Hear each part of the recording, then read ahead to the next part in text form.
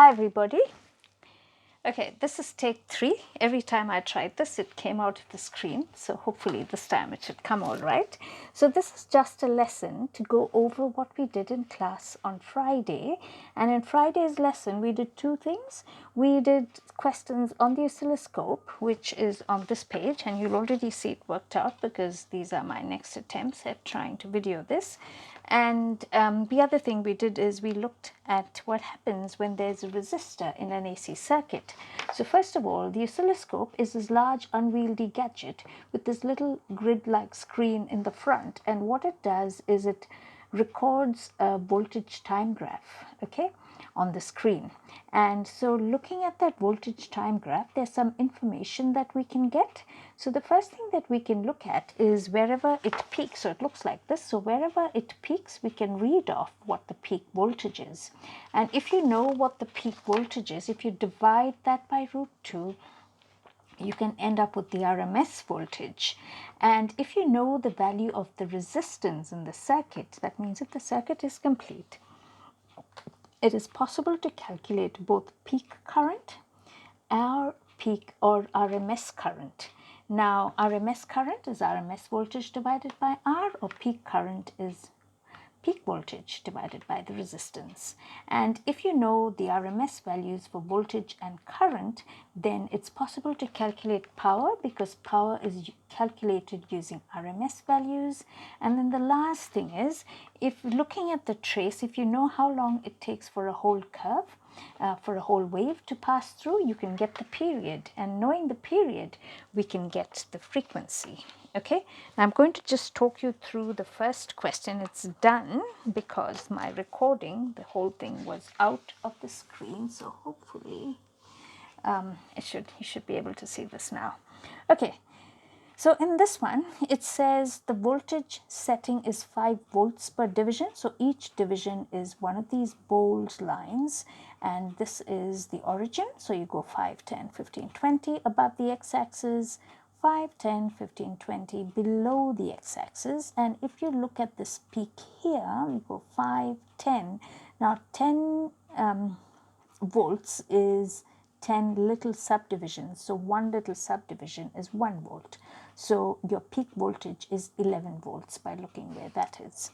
How do I get the RMS voltage? If I divide the 11 by √2, I get 7.8. That's my RMS voltage.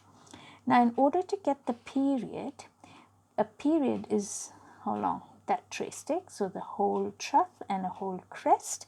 Now, in order to figure that out, I need to know what is my time-based setting. Your time-based setting is the horizontal axis, and it says in this particular one, the time-based setting is 2 ms. Ms stands for milliseconds. So that means you go 2, 4, 6, 8, 10, so on. Okay, now so 10 little divisions is 4 milliseconds, because one division is 2 milliseconds, one big, and so one little subdivision is 0.4 milliseconds. So I go 2, 4, 6, and then there's one little one here, so that's 6.4 milliseconds, and that's only half. So the whole thing is 6.4 times 2, and that's how I get 12.8.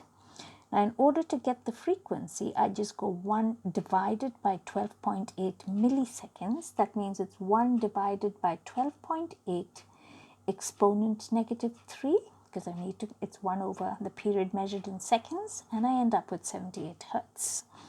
Okay, now we know the value of the resistance is 25 ohms. So to get the peak current, it's peak voltage 11 divided by 25, and I get 0.44. And in order to get the RMS current, it's 7.8 divided by 25, and I get 0.31. Or I can also do 0.44 divided by √2 in order to get my RMS current.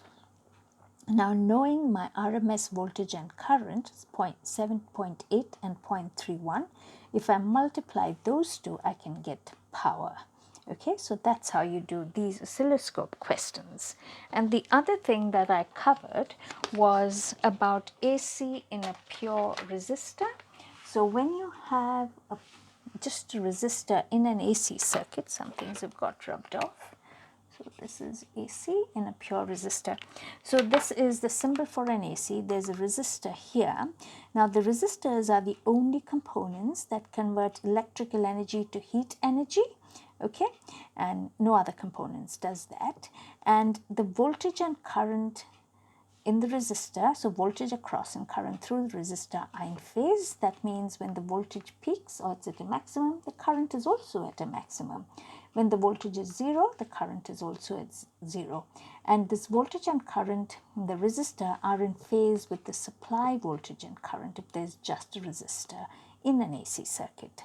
And then we can use Ohm's law when there's a resistor in an AC circuit, but the only thing is we cannot mix up peak and RMS values. So both those have to be RMS and both those have to be peak if you're using peak values. And the last thing is resistance is not affected by changes in frequency of the AC, because frequency is an important aspect of AC, and changing the frequency of the alternating current does not affect the value of resistance. So that's the first lesson. Bye for now. I hope everything has been captured this time.